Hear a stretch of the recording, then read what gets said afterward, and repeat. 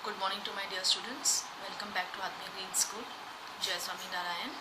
Today I start with Standard 7, Book History, Lesson 6, Town Traders and Craftsmen. Students, I had already completed many topics of this lesson. So today I will start with the continuation of this lesson from page number 84. 84, the topic is a gateway to the west, that is Surat.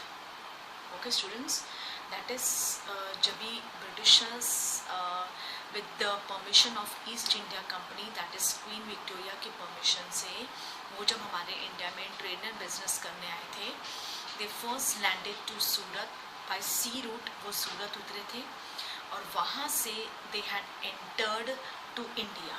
So at that time a gateway to the west, that is Surat. From Surat they had entered. Surat in Gujarat was the emporium of western trade. Emporium यानी a place where goods from diverse production centers are bought and sold. So Surat in Gujarat was the emporium of western trade during the Mughal period along with Cambay. Cambay यानी आज के present day में उस place को कहा जाता है Khambhat, and somewhat later Ahmedabad. Surat was the gateway for trade with West Asia via the Gulf of Ormuz. Surat has also been called the gateway to Mecca. Okay, that is Mecca, Medina. Surat में वहाँ पे बड़ी बड़ी शिप्स सेल होती थी Surat port से for the Hajj, that is to Mecca Medina. So Surat has also been called the gate to Mecca because many Pilgrim ships set sail from here. The city was cosmopolitan. Cosmopolitan city उसको कहते हैं जिसमें different caste and creeds के लोग रहते हैं. जैसे state नहीं, सिटी. जैसे महाराष्ट्र है, महाराष्ट्र में मैक्सिमम मराठीज हैं, लेकिन मुंबई में all caste and creed people stay there. उसे कहा जाता है cosmopolitan city, and people of all caste and creeds lived there. In the 17th century the Portuguese, Dutch and English had their factories and warehouses at Surat. Okay, और 17th century में where houses यानी store houses, okay, वो हमेशा समुंदर के किनारे कहीं पे वेयर हाउसेज होते हैं या फैक्ट्रीज होती हैं वहाँ, ताकि बनते हैं और ट्रांसपोर्ट, इजी ट्रांसपोर्ट के लिए बस उस शिप के थ्रू एक्सपोर्ट किया जाता था. So in the 17th century the Portuguese, Dutch and English had their factories and warehouses at Surat. According to the English Chronicle, chronicler यानी वो बंदा जो स्टार्टिंग से आपको हिस्ट्री के बारे में बताता है, उसको कहते हैं chronicler. Chronicler ओविंगटन, who wrote an account of the port, Surat port के बारे में in 1689. ऑन एवरेज, मतलब उसने एवरेज बताया था कि 100 शिप्स ऑफ डिफरेंट कंट्रीज वहाँ पे एंकर होती थी. जैसे हम लोग गाड़ियों को पार्क करते हैं ना, वैसे शिप्स को एंकर किया जाता है किनारों पे, और जब उसमें पूरा सामान भर जाए या पैसेंजर्स या जब लोडेड हो जाए तब उसे भेजा जाता है. सो 100 of ships could be anchored at the port at given time. और जब कोई चीज़ एक्सपोर्ट होनी होती है तो कुछ है तो एक साथ, मतलब इतनी सारी शिप्स एंकर्ड होती थी. मतलब ओविंगटन ने एक अकाउंट बनाया था कि मतलब of different countries could be found, मतलब डिफरेंट कंट्रीज का जो सामान एक्सपोर्ट होता था इंडिया से, तो एक साथ 100 कंट्रीज, बाहर की कंट्रीज एंकर्ड होती थी at the port at given time. There were also several retailers and wholesale shops selling cotton textiles. Retailers, okay, जो सामान खरीद के फिर छोटी छोटी दुकानों में भेजते हैं, या तो फिर होलसेल की दुकानें, selling cotton textiles. The textiles of Surat were famous for their gold glace borders, जिसको जरी कहा जाता था। आज भी Surat is famous for the zari work in gold and silver. आज भी सूरत में कई प्लेसेस में जरी वर्क बनाया जाता है ऑन गोल्ड एंड सिल्वर। सो ये तब से है। So the textiles of Surat were famous for their gold lace borders with zari work and had a market in West Asia, Africa and Europe. Okay, क्यों? क्योंकि maximum सामान सूरत से export होता था, तो जो बाहर की वेस्टर्न कंट्रीज है, Asian countries, Africa and Europe, वहाँ पे भी इस टेक्सटाइल्स की, जरी वर्क की बहुत ज़्यादा डिमांड थी। The state built numerous rest houses to take care of the needs of the people from all over the world who come this city business and trade करने के लिए। पता नहीं कहाँ कहाँ से लोग इस सिटी में आते थे। जो स्टेट है, ओके, वो उसने काफ़ी छोटे छोटे रेस्ट हाउसेस बनाए थे, क्योंकि तभी समुद्री रास्ता था। समुद्र में एक एक महीना निकल जाता था ट्रैवलिंग करने में, एक स्टेट टू दूसरे या एक कंट्री टू दूसरे कंट्री। सो वहाँ पे काफ़ी सारे रेस्ट हाउसेस बनाए थे ताकि लोग जब इस तरफ आए तो वो आराम करें। देयर वर मैग्निफिसेंट बिल्डिंग्स, बड़ी बड़ी huge buildings and innumerable pleasure parks. Rest करने के लिए लोग वहाँ, जब तक उनका बिजनेस, मतलब जब तक एक्सपोर्ट नहीं हो जाता सारा सामान, वो वहाँ जाके रेस्ट कर सकते हैं।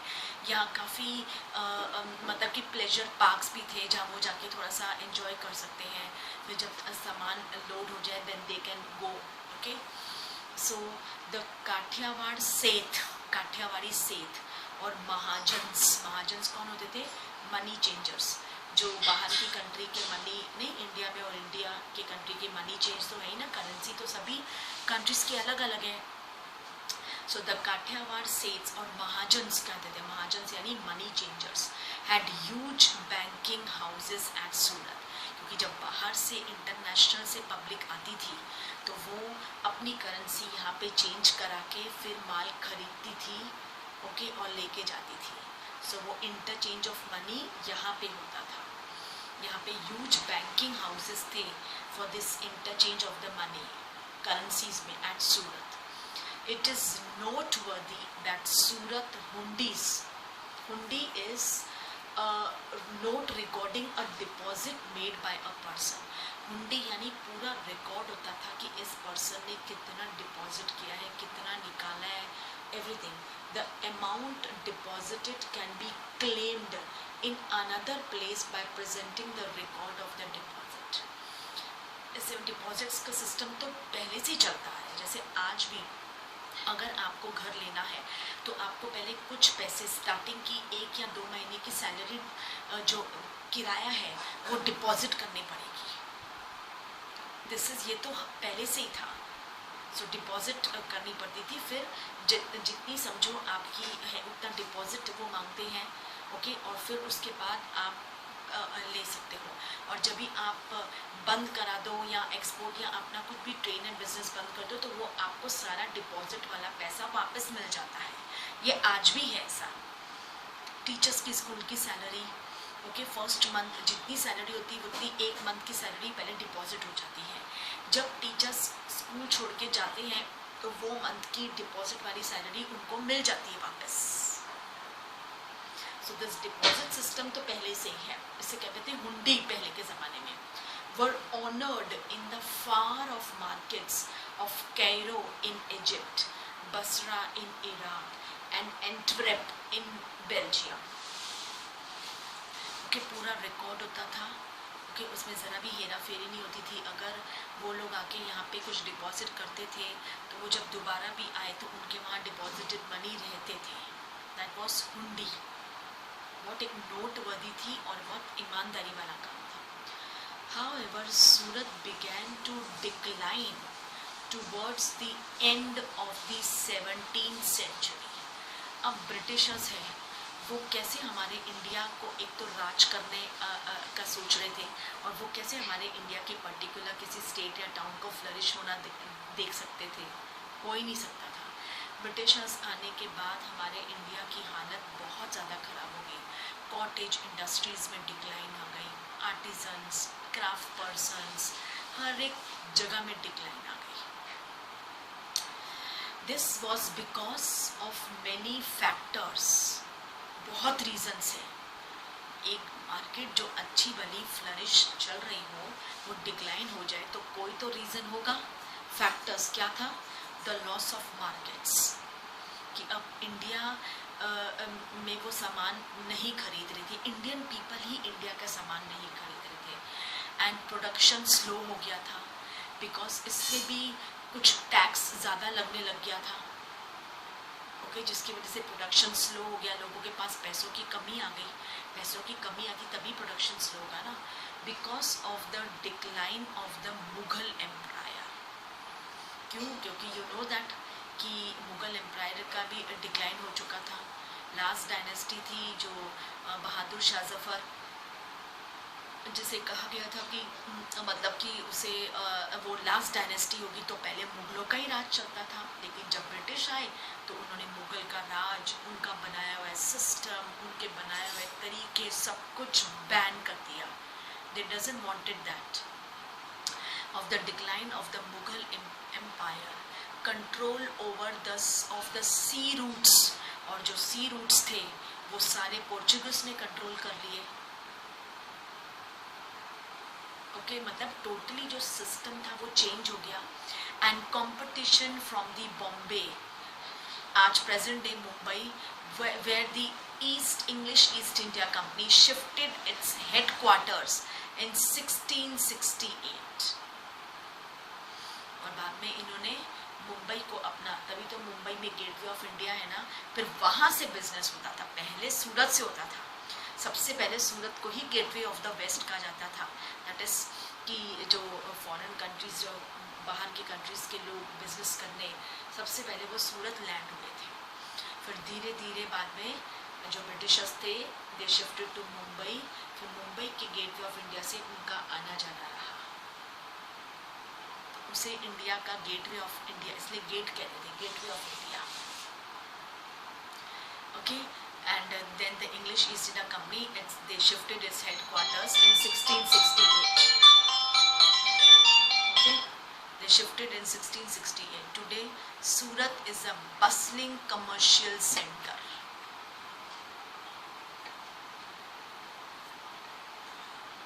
Okay, so however, these were the factors. क्योंकि एक तो मुगल एम्पायर जो राज चलता था एंड सब कुछ बहुत सिस्टमेटिक हो रहा था। इनके आने के बाद पूरा टोटली चेंज हो गया। And secondly they stopped their business from Surat and they shifted their headquarters to Mumbai. Okay, and Surat is a bustling commercial centre. Surat आज भी बहुत ही बसलिंग यानी बहुत ज़्यादा business to and fro Surat में ही किया जाता है, क्योंकि बड़ी बड़ी टेक्सटाइल मिल्स आज भी सूरत में है। डायमंड वहाँ पे है, जो डायमंड मेकर्स हैं वहाँ पे जरी वर्क होता है। Next topic is fishing in troubled waters, that is Masulipatnam. The town of Masulipatnam और Machilipatnam, literally fish port town, lay on the delta of the Krishna River in the 17th century. It was a center of intense activity. Okay, यानी ये एक ऐसा town है जहाँ पे बहुत बड़ा फिशिंग पोर्ट टाउन है, जहाँ फिश भी एक्सपोर्ट होती है यहाँ से, तो बहुत ही बड़ा फिशिंग टाउन है। इट वॉज अ सेंटर कहा जाता था। Both the Dutch and the English East India companies attempted to control Masulipatnam as it became the most important port on the Andhra coast. Okay, both Dutch और east India company साथ में ये मतलब Dutch तो पहले था ही हमारे इंडिया में, उसके बाद ब्रिटिशर्स आए हमारी इंडिया में ट्रेड एंड बिजनेस करने के लिए। दे अटेम्प्टेड, उन्होंने पूरी कोशिश की थी to control Masulipatnam. Because it had become the important port on the Andhra coast, समुद्र के किनारे। ओके और वहाँ पे मसूलीपट्टनम को डच ने सोचा पूरा कैप्चर करने के लिए, और डच ने वहाँ पे अपना फोर्ट भी बनाया था, was build by Dutch in Masulipatnam. A poor fisher town. This is a description of Masulipattnam by William Methwold, a factor. Who is factor? Official in charge of trading activities, to and fro trading activities of the European trading companies. So this is a description, ये जो आगे लिखा है, this is by William Methwold, a factor of the East India Company in 1620. उन्होंने क्या दिया है description छोटा सा, this is the chief port of Golconda where the right worshipful East India Company have their agent. It is a small town but populous, unwalled, ill-built and worse situated. Within all the springs are brackish. It was first a poor fisher town. कुछ नहीं था उस town में, पहले fishing तो थी लेकिन एक पुअर फिशर टाउन था।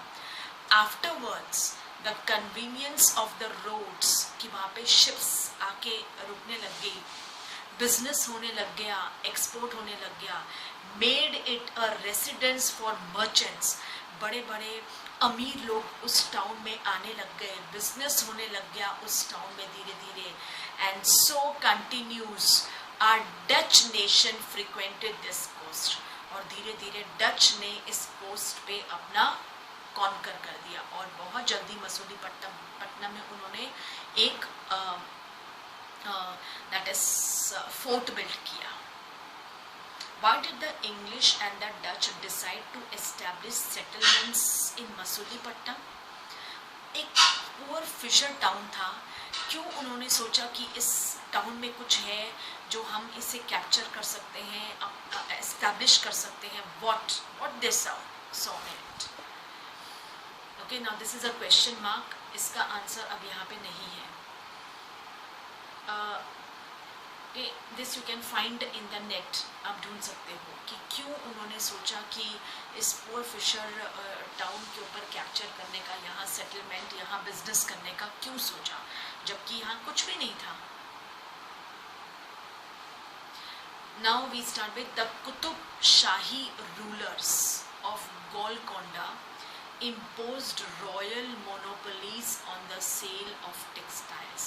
ये जो कुतुब शाही पीपल थे ना, इनके पास बहुत पैसा था, रॉयल पीपल थे, ओके और ये ना रॉयल मोनोपोलीज यूज कर रहे थे on the sale of textiles, spices and other items to prevent the trade passing completely into the hands of the various East India companies. जब ये कुतुब शाही को पता चला कि टेक्सटाइल्स में मतलब ईस्ट इंडिया कंपनी ने अगर पूरा कैप्चर कर लिया तो सभी बहुत लॉस में जाएंगे। सो ये जो कुतुब शाही पीपल थे, इन्होंने रॉयल मोनोपोलीज यानी कुछ मतलब एक चाल चली, फाइनेंशियली मोनोपोली चली कि वो नहीं चाहते थे कि ईस्ट इंडिया कंपनी पूरी तरह से इस टेक्सटाइल्स के ऊपर ग्रैब करे, to prevent the trade passing completely into the hands of various East India companies. Fierce competition, उसके बाद बहुत ज़बरदस्त कंपटीशन हुआ, fierce competition among various trading groups. उसके बाद कोई नहीं चाहता था कि, सब चाहते थे कि सभी इस बिजनेस को करें, किसी एक के हाथ में ये बिजनेस आ गया तो फिर उनको भी उनका गुलाम होना पड़ेगा, है ना।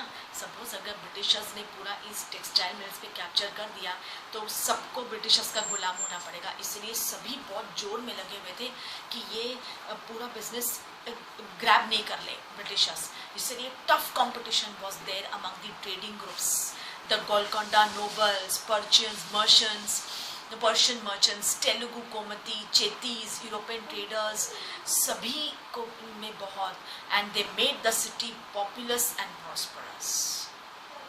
as the Mughals began to extend their power to Golconda, their representative, जो उनके head थे, Governor Mir Jumla, who was also a merchant, began to play off the Dutch and English. मतलब उन्होंने फिर गेम खेली, डच को English के खिलाफ भड़काया, इंग्लिश पर्सन्स को डच के खिलाफ भड़काया. वो करना ही पड़ता था क्योंकि ये दोनों बहुत उस टाइम मार्केट में थे. दोनों हर एक चीज़ को ग्रैब करने की कोशिश करते. कॉटन टेक्सटाइल्स को तो ये लोग पूरी तरह से अपने अंडर करना चाहते थे. तो बाकी के जो गोलकोंडा नोबल्स हैं, पर्शियन मर्चेंट्स हैं, तेलुगुस पीपल्स, यूरोपियन ट्रेडर्स, चैतीस, ये नहीं चाहते थे कि उनके हाथ में गया तो फिर इन सबको उनका गुलाम होना पड़ेगा. तो मिर जुमला थे, उन्होंने एक चाल चली, गेम खेला, गेम उनको उनके खिलाफ भड़काया, इनको इनके खिलाफ भड़काया. इन 1686 to 1687 Mughal emperor Aurangzeb annexed Golconda. पूरा गोलकोंडा उन्होंने छीन लिया. और औरंगजेब तो ब्रिटिशर्स के ही उसमें फेवर में था. इसलिए तो ब्रिटिशर्स ने मुगल शाह जफर को कह दिया था कि लास्ट मुगल डायनेस्टी है. लेकिन जब भी औरंगजेब आए तो फिर औरंगजेब को फिर से दिल्ली दे दी राज करने के लिए. And this new Delhi was incepted by Aurangzeb. क्यों? क्योंकि औरंगजेब पूरी तरह से उनके फेवर में था. उन्होंने पूरा गोलकोंडा को एनेक्स कर दिया. जो चाले चल रहे थे डच और इंग्लिश के खिलाफ, उनको एनेक्स कर दिया. तो ब्रिटिशर्स ने औरंगजेब को दिल्ली रूल करने दे दिया खुश होकर. This caused the European companies to look for alternatives. अब उनको कोई और ऑल्टरनेटिव ढूंढना था क्योंकि ये तो उन्हीं की चाल उन पे भारी पड़ गई. ऐसा होता है ना कभी कभार. Okay, so this caused the European companies to look for alternatives. It was a part of the new policy of the East India Company that it was not enough if a port had connections with the production centers of the hinterland. अब British east company ने policy बनाई. वो ऐसी ऐसी policy बनाते थे था लोग उनकी पॉलिसी में फंस जाते थे. Okay, it was a part of the new policy of the East India Company कि it was not enough if a port had connections with the production centres, कि खाली माल प्रोडक्ट किया और उसको शिप्स में लोड किया और भेज दिया. Of the hinterland, the new company trade centers, it was felt, should combine political, administrative and commercials. Okay, east India company ने कहा ये जो बिजनेस है, जैसे ये जो भी है वो पूरी तरह से लाइबल होना चाहिए. उसमें उन्होंने पॉलिटिक्स डाल दिया, एडमिनिस्ट्रेटिव उसको रूल करने दिया, कमर्शियल रोल्स यानी पूरी अच्छी तरह से जैसे ट्रेड एंड बिजनेस हो. और मतलब पॉलिसी, एक पॉलिसी भेज दी कि इस तरीके से अब से बिजनेस होगा, जिसमें पॉलिटिक्स हो, जिसमें एडमिनिस्ट्रेशन हो, जिसमें कमर्शियल रोल्स हो. As the company traders moved to Bombay, Calcutta and Madras, जिसे चेन्नई कहते, Masuli, Patnam lost both the merchants and prosperity. धीरे धीरे जब ईस्ट इंडिया कंपनी ने मुंबई एंटर किया और गेटवे ऑफ इंडिया मुंबई को उसके बाद से उनका गेटवे माना, मतलब बिजनेस टू एंड फ्रो उस गेटवे से हुआ करता था, समुद्री रास्ते से. कलकत्ता को उन्होंने कब्जे में कर लिया. उन्होंने मद्रास को अपने कब्जे में कर लिया और वहाँ पे मैक्सिमम बिजनेस शुरू कर दिया अपना टू एंड फ्रो का. तो उसके बाद से मसूलीपट्टनम लॉस्ट, उसने जो मर्चेंट्स थे, प्रॉस्परस हो गया था वो एकदम से.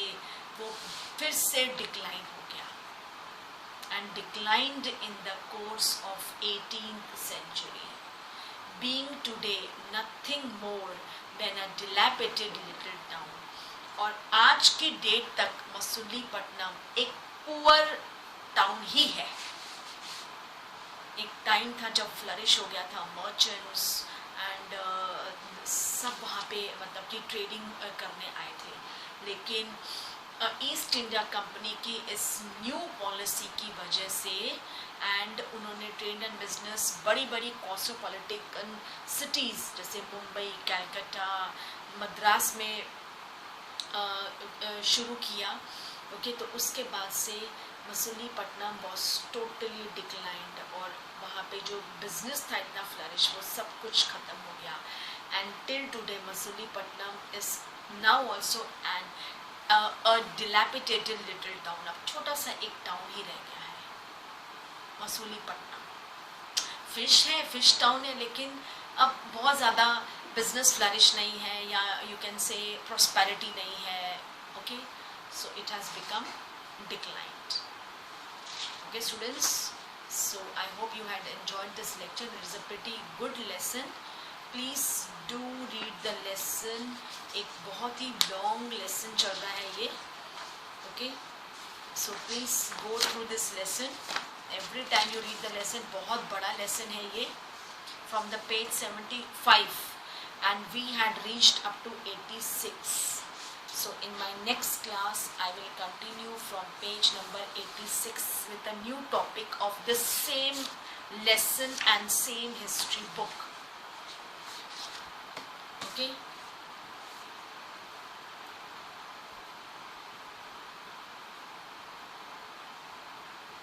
so with this, okay, I will continue from page 86 in my next class. And please students, subject enrichment activity के काफ़ी कम दिन रह गए हैं for your submissions. The that is very closed. Please submit it on time. After 15th आपका accept नहीं होगा. WhatsApp में प्लीज़ मत करना मुझे, please ma'am, sorry ma'am, I don't want any excuse. बहुत पहले से ही दे दिया है. Okay, so please try to give it before 15th. And I will continue it tomorrow from page 86. Please do read the lesson. So with this I wrap up my class here.